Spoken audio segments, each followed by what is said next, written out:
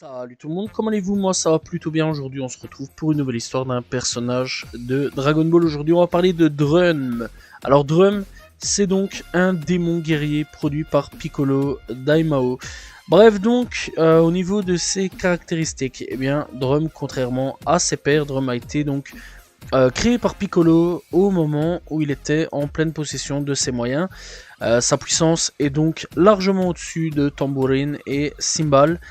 Il parvient ainsi à vaincre aisément Tenshinhan lorsque son Son Goku donc revient sur le champ de bataille. Piccolo s'attend alors à ce que son fils donc n'en fasse qu'une bouchée. Cela confirme une nouvelle fois que Drum n'a rien commun donc avec ses frères. Son apparence est une sorte de mélange de ses deux confrères puisque sa tenue rappelle celle de Tambourine tandis que la corpulence évoque celle de Cymbal. Voilà, mais sans ses ailes, voilà, au niveau donc de tout ça. Malgré donc son gabarit, il est extrêmement rapide. Il est le seul personnage à avoir blessé à être donc blessé lors du combat, ce qui fait apparaître la couleur de son sang violet dans l'anime, voilà, repris logiquement plus tard par Piccolo et les autres Namek. Pour les besoins du scénario, Tenshinhan évoque le Mafuba, mais Drum protège donc son père et l'encaisse, ce qui dénote d'un esprit de sacrifice.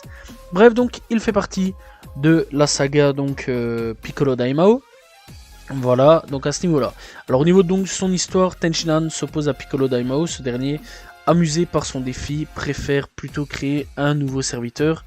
Drum, malgré sa taille, il est extrêmement rapide et met donc en déroute Tenshinhan. Ce dernier ne riposte que très difficilement.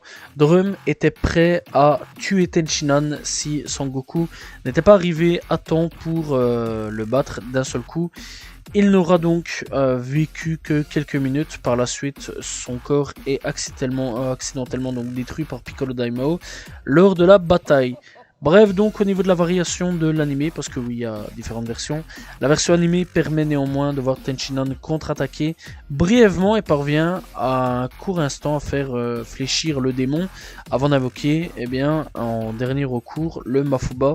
Sous le choc, Piccolo donc manque de peu de se faire aspirer, mais c'est au final Drum qui est ciblé. Le roi maléfique détruit aussitôt, eh bien, l'auto-cuiseur pour enfermer Drum. Voilà, à ce niveau-là. Bref, donc à ce niveau-là, eh bien, donc au niveau de l'anime, eh bien, comme le manga, c'est totalement différent.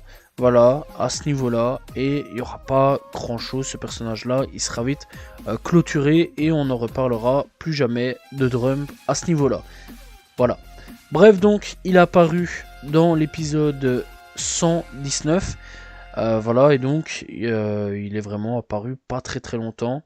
Au niveau du chapitre, eh bien, il est apparu au chapitre 153. Voilà, et donc il est né et est décédé tout aussi vite. Voilà, c'est pas vraiment un personnage très marquant hein, à ce niveau-là. Plus Tambourine qui a marqué les esprits que Drum. Mais c'est quand même un personnage donc créé et donc de l'univers de Dragon Ball. Voilà, j'espère que vous avez apprécié l'histoire de Drum. N'hésitez pas donc à vous abonner, liker, commenter, partager. On se retrouve demain pour une nouvelle vidéo. Salut tout le monde, ciao ciao.